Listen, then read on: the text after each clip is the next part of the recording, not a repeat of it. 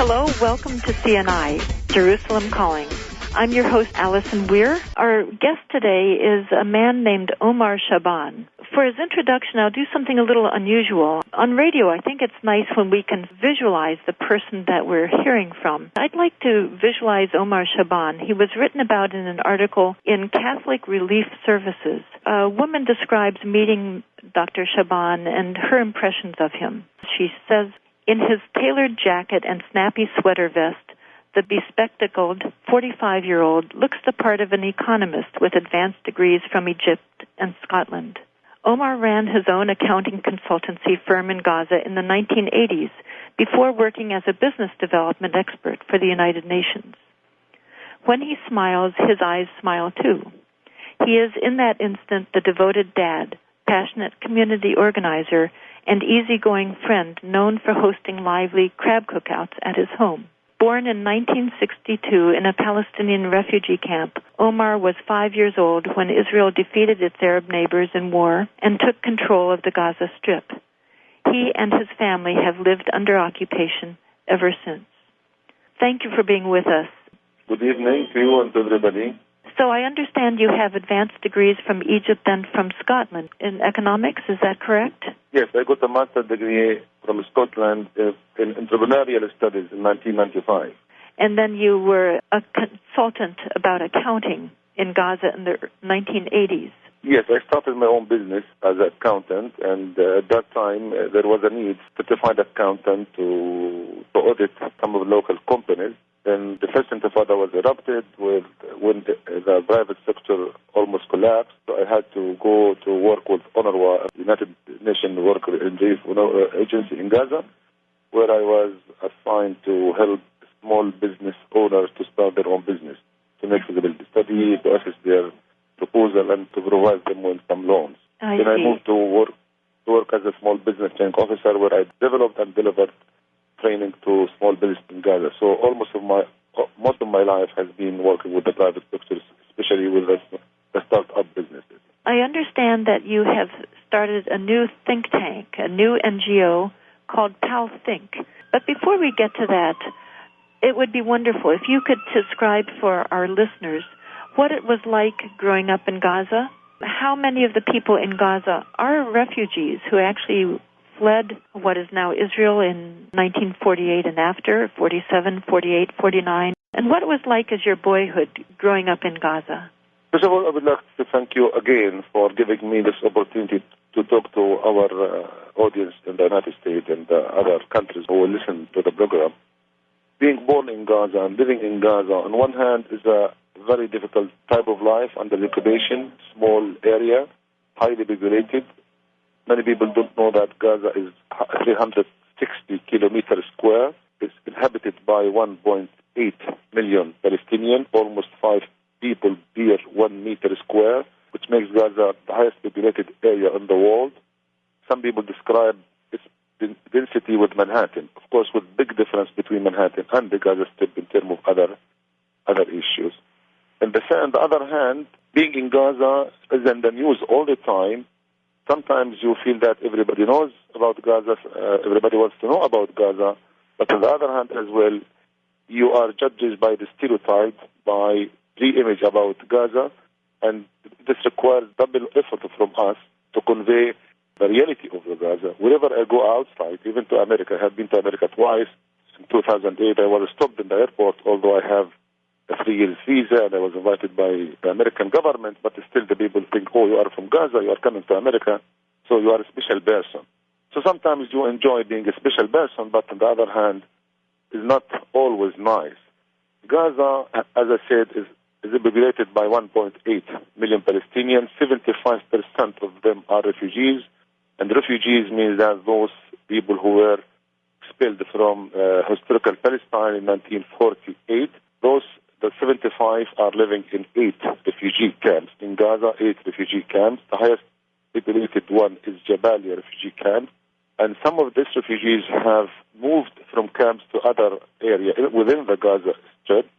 Being a refugee means that you study within UNRWA school, you live in a very poor area, there is no much opportunity to work or for business or for entertainment. Also, refugee camp symbolize the political aspect of the Palestinian cause.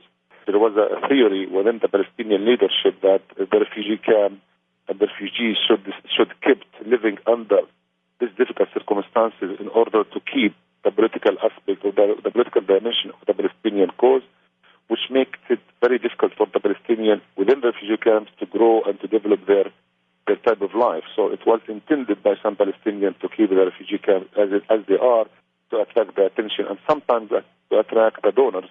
So the refugees are not only expelled from their country, but sometimes they were badly used by some of the political leaders of the Palestinian Authority. However, on the other side, because the Palestinians in Gaza and the rest of Palestinian territory don't have many options, so they become very good in education. So education is a priority among the Palestinians. The refugees are highly educated. Most of the professionals within in Gaza are refugees. The refugees have some sort of tendency towards education, towards improving themselves, because they don't have any other option. They don't have land, they don't have property, they are not rich. Refugees become very clever in education and in business. And this is international theory. Wherever you go and there is a marginalized people living surrounding the cities, these people become gradually very clever in business, like the Indian in England or the Jewish worldwide even. So this makes a lot of similarity between the Palestinian and the Jewish, because both nations were living in a marginalized, in the suburb of in the big cities, so they didn't have many options like other nationals, so they have to work very hard in order to prove themselves. Tell us a little bit about the development, the creation of Hamas, and how they were viewed in Gaza and how they are viewed today. I like to talk about this issue, and thank you also for the questions. You know, Gaza historically has been a very open place. People were very open-minded. Gaza Strip from 1948 until 1967, they were under the Egyptian mandate. It was open place, and many people were coming to Gaza for shopping, because 2/3 of the Gaza community are refugees, so education become the priority. So the illiteracy rate among Palestinians in Gaza in general, and in Gaza in particular, is almost zero. Our women are also have the same right of education. They have the driving license, they drive cars. We have been active in politics and in the Intifada and the struggle against the occupation, because also we didn't have a government, national government, so the civil society and the Palestinians have taken the role of the government in challenging the occupation. So civil society in Palestine have played different role to civil society worldwide. So most of the civil society in Palestine, and especially in Gaza, have become politically active. And this also brought women into the political game. So we have many women prisoners in the prison of Israel. They have participated equally with men in the Intifada. Up to 1987, when the first Intifada, the Israeli occupation was in Gaza, and there was, like any other nations, resistant to the occupation. In 1987, the Palestinians decided to take the lead and to go in a popular, peaceful movement against the occupation. So Palestinians started to throw stones to the Israeli soldiers. And at that time, the Palestinians in Gaza, and in Palestine in general, I said Gaza because the first Intifada erupted in Gaza, in Jabalia, in 8th of December 1987. Welcome back to Jerusalem Calling. I'm your host today, Alison Weir.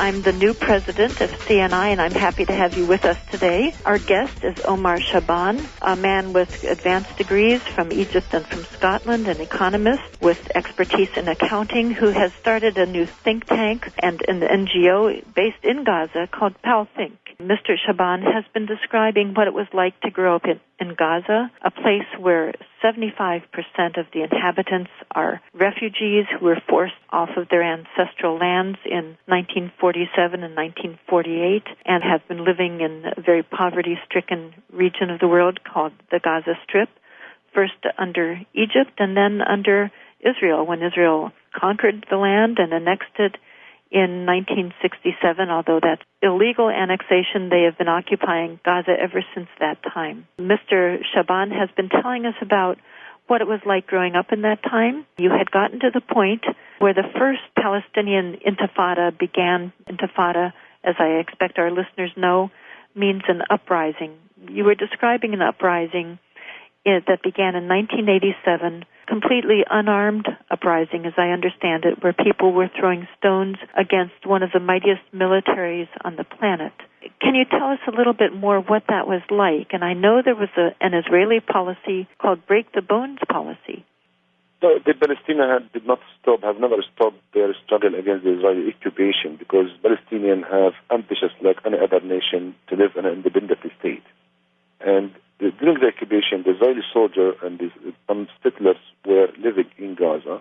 There was forbidden entirely to have any gun. And the Palestinians at that time in Gaza and Palestinian territory and outside were waiting for the Arab state to liberate Palestine, as they were promised since 1948 and 1967. When the Palestinians get disappointed by the Arab support, and the Arab support were confined only to talks and to narrative, and the international community did not make enough effort to enhance or to make peace between the Palestinians and the Israelis, the Palestinians themselves took the initiative, and thousands of Palestinian children went to the street, threw stones to the Israeli soldiers who were very equipped with all type of weapons and arms. I was part of that, and I was very young at that time. I remember very well these days when we went out to the street, throwing stones to the Israeli. We sent a message to the Israeli government that stop the occupation and we want to live in peace with you. The Intifada lasted until peace accord was signed in Washington between the Palestinian Liberation Organization, PLO, and Israel, and this was led to the birth of the Palestinian Authority. And the Palestinian Authority was established in Gaza and Jericho first. Jericho is another city in the West Bank, and for the first time in the recent history we had our national government. So Palestinian leadership came from outside, from Tunisia, from Lebanon, from Egypt, came to Gaza and Jericho and established their own government, and was the main challenge at that time was to establish the institution and to build the government and the security forces and the policemen and to... What time that finally that government was established? 1994. 1994. Let's go back for a minute to the uprising, the first Intifada. How old were you when that was going on? I was born in 1962, and the Intifada was in 1987, so almost 28 years. And I was out in Egypt 4 years before I finished my BA in Egypt from 1980 until 1984. I came to Gaza. I came back to my family. I want to start my own business as an accountant to help my family. I have big family, 12 sisters and brothers, of course, with one mother and one father. For some Western fact that most of the Arab and most of the Palestinians are married to more than one wife. This is not true. Very few Palestinians are married to two wives. But my mother has brought 12 children, and we're living in a very poor condition. Fortunately, all my sisters and brothers are educated, because I said before, education was the only option that was available to Palestinians. During the period from 87 to 94, or actually since that time, were any of your siblings ever injured or imprisoned? Almost every family in Gaza either has one of them either injured or in a prison. Myself, I have 3 brothers who were injured during the clashes with the Israelis. Fortunately, soft injuries, not death, but the statistics said that more than 100,000 Palestinians throughout the years of the occupation have been into the prison or injured. You know, nowadays there are 9,000 Palestinians in the Israeli jails. Throughout the years, many other tens of thousands have been to the prison either for 10 days or for 10 years. So being in an Israeli prison is part of our daily life. Our city where I live in a village which was not very active in politics and was not very active in struggle in the occupation, because our area is very small. It's not like other area like in Jabalia or Khan Yunis or Rafah. There are other cities who have highly populated area, and they were close to the border and they were close to the Israeli military. But of course, it's not only my brother but also our neighbors, our relatives. So this is a normal thing. I mean, in Gaza, you don't ask whether you have been to the prison or not, because this is a normal thing. Almost every Palestinian has been either in the prison or injured by the Israeli military who was occupying Gaza up to 1994. It's very useful for Americans to hear personal stories about what it's like to live under those conditions. So you're saying that 3 of your siblings were injured by Israeli forces that had invaded Gaza, and I didn't catch if any of your siblings or family members have been in prison or are currently in prison? They had been to the prison, but for a short time, for 2 weeks, for a few months, and this is not significant among the Palestinians because there are others who were in prison by Israel for many years. Were these brothers or sisters or cousins that were in prison? It's a very difficult type of life. First of all, the Israelis came to the house during the night, 2 o'clock in the morning. They climbed the house, they entered the house, they searched everything. They brought everybody out of the house. They put them in one room under pressure for many hours. They investigate everybody. They talk in a very unhuman way. They brought him or her to the car or to the jeep. They took them to the prison. Then you go to the Red Cross in Gaza. You report that the Israeli came to your house last night and they took one or of your son or your brothers.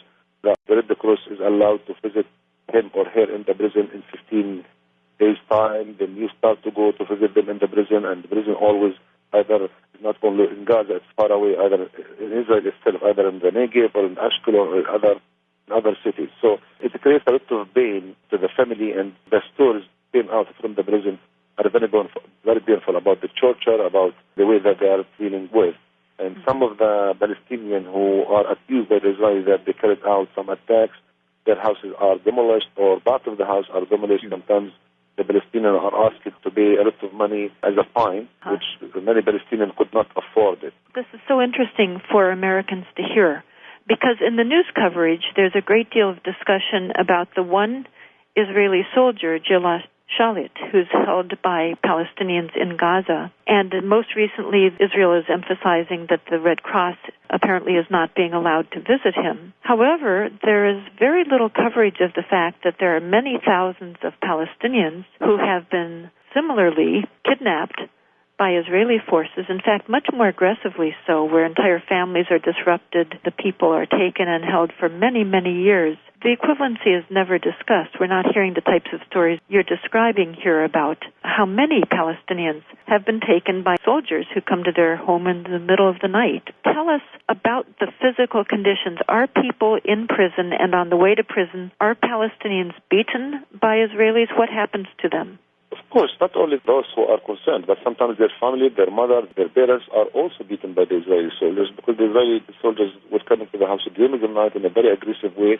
They beat a mother or a wife? Yes, it happened many times, and even some of the mothers or the father, even the brother, were taken as a hostages if the concerned person not in the house, if he or she was able to escape.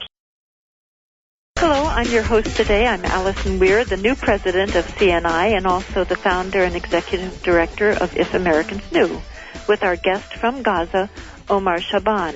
I was just talking to Mr. Shaban about what it's like for so many Palestinians who have been imprisoned, who are not only beaten themselves, but their families are beaten, their mothers, their wives, and their sisters are occasionally beaten. When arrested is the term our media use. I think the accurate term is when they're kidnapped by occupation forces. What I'd like to get into now, Omar, if you could talk a little bit more about Hamas. Again, Americans know very little about the development of Hamas.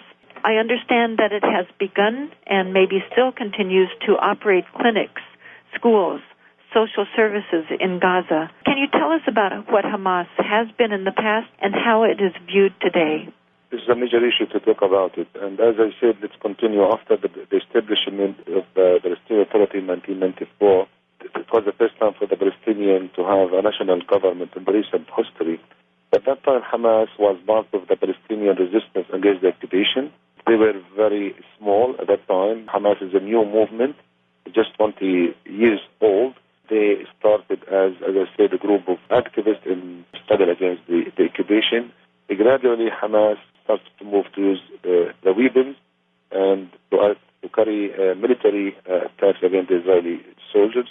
On the other hand, Hamas, as a movement, they succeeded in establishing the social welfare system as an informal sector. They were able to deliver some good health education services to Palestinians. The Palestinian Authority did not do well, and there was a lot of mismanagement and a lot of corruption, which helped Hamas to grow. And the gradual Palestinians were looking to Hamas as alternative. So Hamas did not go to election, the first election which was carried out in January 1996, for two reasons. At that time, Hamas looked at Oslo Agreement, the peace accord between Palestinians and the Israelis, as illegitimate against Islam. And the second reason, Hamas was too weak to go to election. From 1996 until the second election, which was in January 2006, Hamas got a lot of popularity, the mismanagement and the corruption of the BA, and the BA did not succeed to build an institution and did not succeed to make a development for the Palestinian, and there was a lot of corruption, and the Palestinian community were highly disappointed by our leadership. So many people shifted their support to Hamas, which encouraged Hamas to go to election, which was carried in 2006. At that time, Hamas won the majority of the parliament seat, either in the West Bank and in Gaza. Hamas did not win only in Gaza, but also it won in the West Bank, even in some of the cities that the majority of its inhabitants are Christian. For example, in Bethlehem and in Ramallah, which is there's a lot of Palestinian Christians, some Palestinians voted for Hamas from the Christian people, and this is a surprise for many people I know. But at that time, Palestinians will look at Hamas as alternative. So in 2006, Hamas won the election. They formulated the first government because none of other political factors wanted to join them. So they formulated their own government, and the international community, including Israel and the United States, boycotted the Palestinian government at that time, which was led by Hamas, because Hamas at that time did not accept to comply with the three conditions that were set up by the international community. Many people have very little idea of this background and the fact that even in traditionally Christian areas, Hamas was popular and really was democratically elected, unlike the media portrayal, which is just that Hamas sort of took things over. We have a caller who'd like to ask her own question. So let me go to Peggy from Hillsborough. Thank you for the show. I really wish well for the Gazans. We really do try to get the word out to get more support to end this blockade and to bring relief to the people there.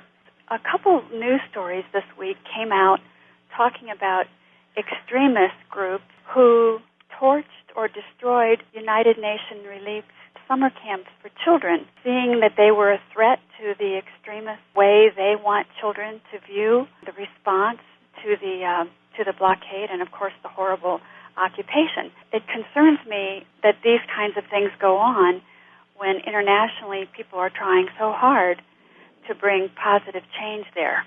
And I wondered if there's a response to this. Thank you for your question. I'm very familiar with these two accidents because I'm close to UNRWA and I'm close to the community, and I have visited the two locations that were attacked. The first attack occurred in the mid of May and just 2 weeks before the commencement of the summer games, and the second attack just happened early last Sunday. Just to give a background that when Hamas won the election and formulated their government, and some internal clashes happened between Hamas military and the security forces in Gaza. This lasted for a year. Hamas was able to defeat the security forces and took over Gaza fully in June 2007. And BA security people have escaped either to the West Bank and Ramallah or to Egypt through the border. Even some of them, they escaped through the sea to Egypt and even to Israel through the Mediterranean. Now, since 2007 until now, we are ruled fully by Hamas movement. Hamas established its government and they established its institution. I want to go back to the question of the audience. Some of the group within Hamas, they said now it's our time, it's our duty to apply the social agenda of Hamas, to Islamize the society, to apply our own agenda because people voted for us, people elected us, and we have the right now to establish some Islamic emirate in the Gaza Strip. In general, Hamas itself, that Hamas government is opposing this tendency, and they made it clear to the international community that we are not here to establish Islamic State in Gaza. Of course, the American and our audience need to know that the election that was carried out in 2006 was certified. President Jimmy Carter was in Gaza at that time, with, in addition to other 2,000 international observers who certified that the election were 100% democratic and transparent. We can talk about this issue also later, why the international community don't seduce or encourage Hamas to be normal and to be part of the political system. Now, within this condition and under the siege of the Gaza, and this has led to the growth and the development of some radical group who want to take the opportunity and to take the initiative to apply social agenda. UNRWA is the biggest international organization working in Gaza. They serve the refugees by delivering the main service, which is education and health. 50% of the Gazans are under 30 years. The youth in Gaza is big. The number of individuals, their families in Gaza is 6.8. So this is the average number. If you come to Gaza, you will find so many kids in the street. And Hamas and other Islamic movement in Gaza, like Islamic Jihad, they established their own summer camps where they ask children to come. And during these summer camps, some of the ideological enhancement happens to the children. UNRWA feel the responsibility that they want to keep the normal and the moderate within Gaza, so they established this summer camps 3 years ago, and they were able to attract 250,000 children. Welcome back. I'm your host today, Alison Weir. With me is Omar Shaban. We're talking about the pressure cooker that is Gaza today and what it's like there under the enormous pressure of a blockade that's been in place since 2006. Even before that, I recall personally, often it was impossible to get people and things into and out of Gaza long before the official blockade began, and of course now things have gotten more and more difficult. In terms of these attacks on the summer camps and elsewhere, Omar, how much do those radical groups represent many people in Gaza, or are they still a small portion of the population? And do you think these are ever instigated by collaborators? Israel is known for sort of going in and causing divide and conquer types of activities, or do you think this is just a result of the pressure? Thank you very much for raising this issue, because I want to talk about the present and about the future. And I want to say and to use the remaining time by saying that the siege that was the blockade that was imposed in Gaza in 2007, when everybody was not allowed to go out, even those who believe in peace, that put the whole entire community under pressure. I want to say that 800,000 youth in Gaza, 50% of the Gaza population are youth under 30 years old. 2/3 of these people have never been outside, have never been interact with an Israeli or an American or anybody else. These people are disconnected with the rest of the world. These people are educated. They go through online. They know how the American guy live in a very nice way, and they keep comparing between the way that they are living and the way that other people living. And this pushed many youth to be radicals. Yes, the radicalism is growing among Gaza, utilizing the siege. Israel is making benefit of the growing of the radicals in Gaza, because this will make the Israeli story about us is very valid in the Western community. But people forget that Gaza has never been like that. We are a very liberal society. Gaza has many restaurants, many hotels. I met the delegate of the National Council of American Council who came to Gaza. It was headed by Mr. David Newton, and they saw Gaza, and we had dinner together in a very nice restaurant. So the Israeli story about Gaza does not reflect the reality. The siege and the oppression make the people feel disappointed and feel abandoned by anybody else. This is why the radicals, not only in Gaza but outside, they find this opportunity for them to grow. This is why some radicals want to attack the UNRWA, because UNRWA is providing the other alternative. The moderate education, children are going to the beach every day and they enjoy themselves, they swim together and they play games, and they don't receive any special ideological education. So we urge the international community to pressure Israel to remove the siege, by which we can give Gaza people more option, more way to think. Gaza people have become narrow-minded because they have been disconnected with the rest of the world the past 3 years. And I said in an article that I published 3 days ago about the Israeli announcement to ease the siege that we don't want only food in Gaza. We need ideas. We need entertainment. We need music. We need to travel. We need to live that we are in a free society. Gaza people live under psychological siege. Whether you have food, imagine that you are in a prison and you have the old type of food, but you don't have your own freedom. The siege is fueling the radicals in Gaza, which will affect everybody in the later stage.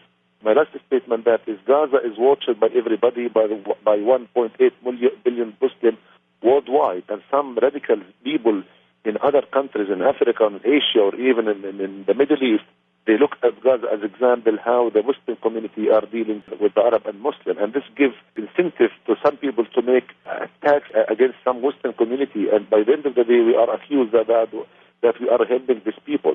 All the time I meet anybody who comes to Gaza, I almost meet everybody. I met the former President Jimmy Carter who came to Gaza and other delegates. I ask this question: did anybody ask Bin Laden to do what he did in 2001? No. Why we are judged by his attacks? It's hard to think of more extreme conditions than Gaza is under, so it's not surprising. It's sad, but it is not surprising that extremism results from those conditions, suffocating conditions. Let me take a caller here quickly. Aggie from New York City is on the line. Aggie, please ask your question. Thank you for taking my call. I just want to say that the attacks on the camps is just a minor distraction, and I don't understand why we need to focus on that right now when there are so many more important things to talk about. For instance, the democratically elected leadership of Hamas, which is not recognized by the United States or Israel and most Western countries. Hamas was elected democratically, and therefore they cannot be sidelined. And furthermore, the prisoners in Israeli prisons, for instance, Marwan Barghouti, he's like Nelson Mandela of Palestine. They keep him in prison because they're afraid that he would be able to unite the Palestinian people. Also, they rearrested Mordecai Vanunu. He spent 17 years in solitary confinement, and now he's back in solitary confinement because he had talked to Westerners. These are much more important issues. Who knows who did those attacks on the camps? Nobody knows. They were masked men. They could have come from anywhere. Thank you for your call and your comment. That's extremely important. Thanks so much for bringing that up, and it's been excellent having Omar able to explain the context of those attacks as well. So it's important to address these things that are in the public mind and to bring out the reality of what's going on in the overall context of prisoners. And, of course, Marwan Barghouti is just many of potential leaders that are in Israeli prisons and therefore unable to bring peace and to bring just solution. Omar, quickly, has the blockade been eased? Is it significant at all? It's not the same, but it's too early to judge the consequences of the Israeli announcement. We should encourage the Israelis to make more announcements, but we should say that the whole siege is illegal, so the whole siege should be lifted, and the blockade should be lifted entirely. As I said, we are not talking about food. People don't live on food only. We need entertainment, we need culture, we need interaction. There are many students who are stranded in Gaza. They could not leave out. Myself, I haven't been outside for the past 2 years. 2/3 of the Gaza youth have never been outside. So we need to shape the future. Today's solution is the tomorrow problem, and the Israeli will be affected by the ongoing solution. The Israeli realize the consequences of the blockade just now. We said this 3 years ago. Don't impose siege on us, and let Hamas rule. Let the political Islam, the moderate political Islam, to practice. Thank you so much for being with us and having a chance to tell us from inside Gaza what it is like there. Please come back and listen to us next week. This is CNI Jerusalem calling. Next week, this is CNI Jerusalem calling. Next week, this is CNI.